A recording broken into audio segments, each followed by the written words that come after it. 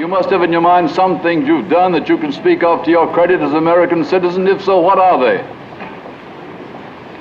Paid my tax. Frank Costello was an influential mobster who survived several mob wars, government scrutiny, and an assassination attempt to control the powerful National Commission of Mafia bosses founded by Lucky Luciano. Born Francesco Castello in Italy, Costello came to the United States in 1895 to settle in Manhattan. Costello, along with other future mobsters, was active as a youth with the 5 Points Gang in Lower Manhattan and was jailed for assault, robbery, and weapons possession at least 4 times from 1908 through 1918. Apart from other mob bosses, Frank Costello never carried a gun.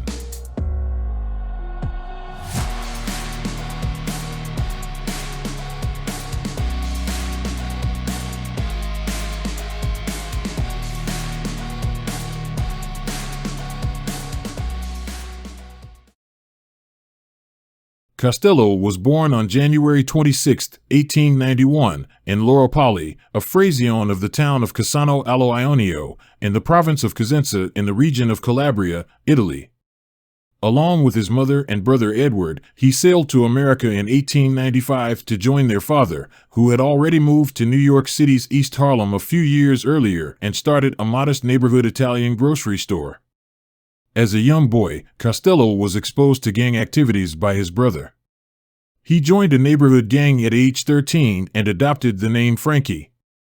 In 1908, 1912, and 1917, Costello committed minor offenses and served time in jail for robbery and assault. He married Jewish Loretta Geigerman, a sister of a close friend, in 1918. Costello spent 10 months in prison for carrying a concealed weapon in the same year. After being released, he vowed to stop using violence and start using his mind as a tool for making money instead, and this would only increase his influence. Costello ended up working for the Morello gang in Harlem, where he met Charles Lucky Luciano, the Sicilian boss of the Lower East Side gang in Manhattan. The two Italians teamed up right away and became great friends.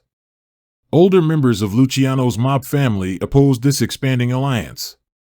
The majority of them were traditional mafiosi who distrusted non-Italians and were, at best, unwilling to cooperate with them. They warned him against working with Costello, whom they referred to as the Dirty Calabrian, much to Luciano's surprise. The gang became involved in robbery, theft, extortion, and gambling, along with Italian-American associates Vito Genovese and Tommy Three-Finger Brown Lucchese and Jewish associates Meyer Lansky and Benjamin Bugsy Siegel. After Prohibition was passed in 1920, the Luciano-Costello-Lansky-Siegel alliance flourished even more. Arnold the Brain Rothstein, a criminal financier, supported the gang's decision to engage in bootlegging. Due to their success, the young Italians were able to conduct business with some of the most notorious Jewish and Irish criminals of the time, including Dutch Schultz, Oni the Killer Madden, and William Big Bill Dwyer. While Costello, Luciano, Lansky, and Siegel engaged in bootlegging with Bronx beer tycoon Schultz, Rothstein served as a mentor to them. Costello, Luciano, and their closest Italian associates joined the Sicilian crime family in 1922, which was run by Joe the Boss Musseria, a prominent figure in the Italian criminal underworld. By 1924, Hell's Kitchen's Irish crime lords Dwyer and Madden of Hell's Kitchen had made Costello a close associate. He got involved in their rum-running schemes, which may have led him to change his last name to the Irish Costello, and in 1925, Costello became a U.S. citizen. In 1926, Dwyer and Costello were charged with bringing alcohol onto the docks in New York City, but Costello's case was dropped in 1927 due to a deadlocked jury. However, Dwyer was found guilty of paying off a member of the U.S. Coast Guard, and Costello took over his New York bootlegging business. That action led to conflict and, ultimately, a war with Charles Vanny Higgins, a senior Dwyer lieutenant. With Higgins on one side and Costello, Madden, and Schultz on the other, the Manhattan Beer Wars got underway. Schultz was also having issues with gangsters Jack Legs Diamond and Vincent Mad Dog Call, who had begun to rival Schultz and his partners with the help of Higgins. While the conflict cost Costello some of his business operations, his influence as a mobster grew. By 1928, Costello had formed a critical alliance with Luciano, Lansky, Siegel, and Chicago's Johnny Torrio. Johnny Torrio, Lansky, Luciano, and Costello met in Atlantic City in May 1929.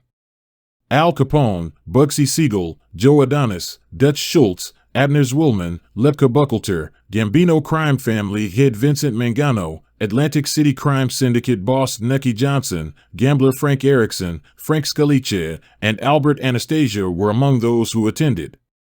Torrio's plan was to establish a national body to prevent gang turf wars like the ones that had erupted in Chicago and New York. His plan was well received, and the National Crime Syndicate was formed as a result. A power struggle for control of the Italian-American mafia between the dictatorial Joe Masseria and fellow Sicilian leader Salvatore Maranzano erupted in 1930 and would later be dubbed the Bloody Castellammarese War. Costello and Luciano played both sides, and in a secret deal with Maranzano, Luciano agreed to engineer the death of his boss, Masseria, in return for receiving Masseria's rackets and becoming Maranzano's second in command. Maranzano's faction won and divided New York's crime families into the 5 families and would unilaterally name himself boss of all bosses. By September 1931, Maranzano realized Luciano was a threat and hired Vincent Mad Dog Call to kill him. However, Tommy Lucchese alerted Luciano that he was marked for death. On September 10, 1931, when Maranzano summoned Luciano, Genovese, and Costello to a meeting at his office, they knew Maranzano would try to kill them. As a direct result, Maranzano was murdered by 4 Jewish gangsters on orders of Luciano, who then established a power-sharing arrangement called the Commission, a group of mafia families of equal stature, to avoid such wars in the future. Luciano became the leader of the new Luciano crime family in 1931, following the murders of Masseria and Maranzano, with Genovese as underboss and Costello as Consiglieri. Costello quickly rose to become one of the Luciano family's top earners and began to carve his own path in the underworld. He oversaw the family's slot machine and bookmaking operations alongside associate Philip, Dandy Phil Castile. Costello installed approximately 25,000 slot machines in New York bars, restaurants, cafes, drugstores, and gas stations. Thousands of Costello's slot machines were seized by Mayor Fiorello LaGuardia in 1934, loaded onto a barge, and dumped into the river. The next step for Costello was to agree to Louisiana Governor Huey Long's proposal to install slot machines across the state in exchange for 10% of the proceeds. Castile was appointed to oversee the Louisiana slot operation by Costello. Carlos Little Man Marcello, a mafioso from New Orleans, helped Castile. The Luciano family received millions of dollars in revenue from Costello's operation of slot machines and bookmaking. Luciano received a sentence of 30 to 50 years in state prison in 1936 after being found guilty of running a prostitution ring. With the aid of Costello and Lansky, he made an effort to run the crime family from prison but found it to be too challenging. Genovese took over as the Luciano crime family's interim leader after Luciano was imprisoned. Genovese fled to Italy after being charged with a murder from 1934 in order to avoid prosecution. Luciano then appointed Costello as acting boss and Costello's cousin Willie Moretti as underboss. Under the direction of Tennessee Senator Estes Kefauver, the U.S. Senate conducted the extensive organized crime investigation known as the Kefauver hearings from May 1950 to May 1951. Costello received an 18-month prison term after being found guilty of contempt of the Senate. Senator Kefauver came to the conclusion that politician Carmine DeSapio was aiding Costello's activities and that Costello had gained influence over Tammany Hall Council decisions.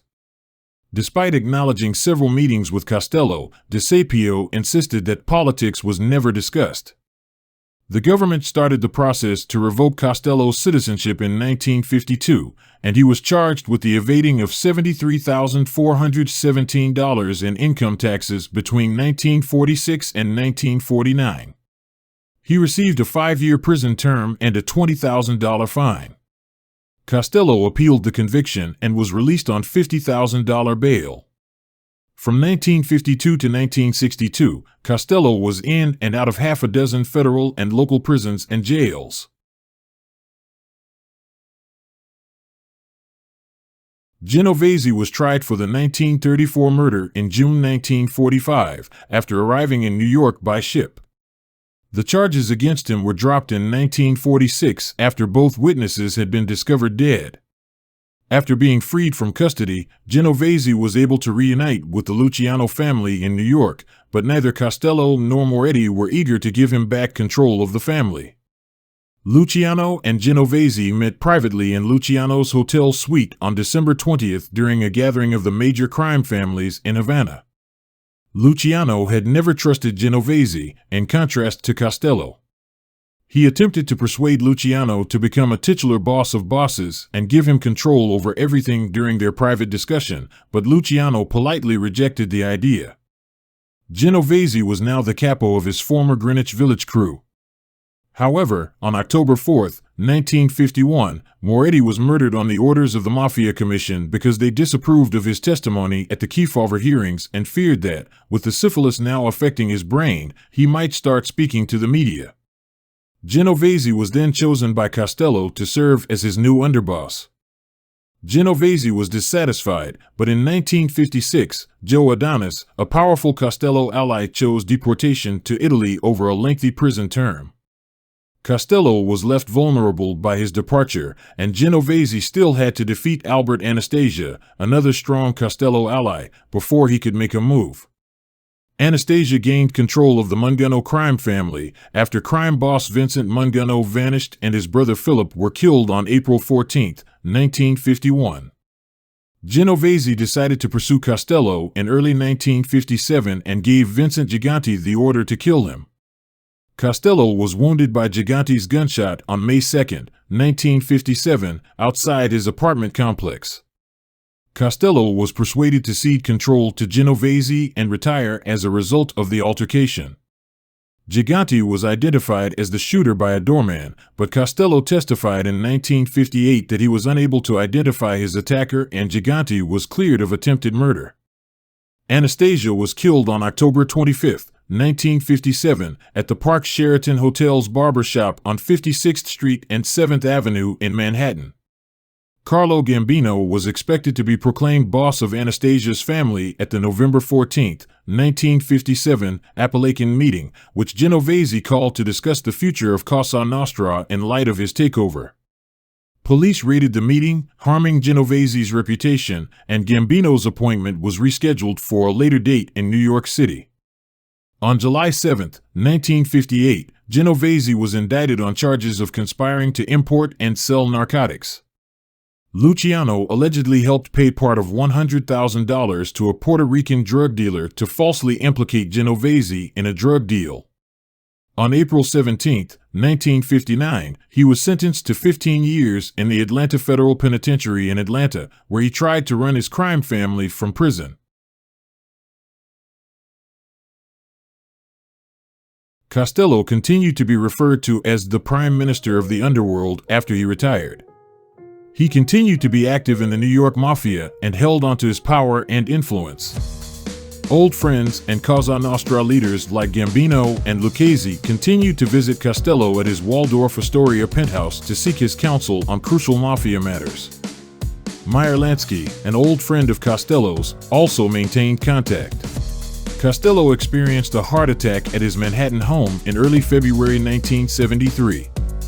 He was taken to Doctors Hospital in Manhattan, where he passed away on February 18, 1973.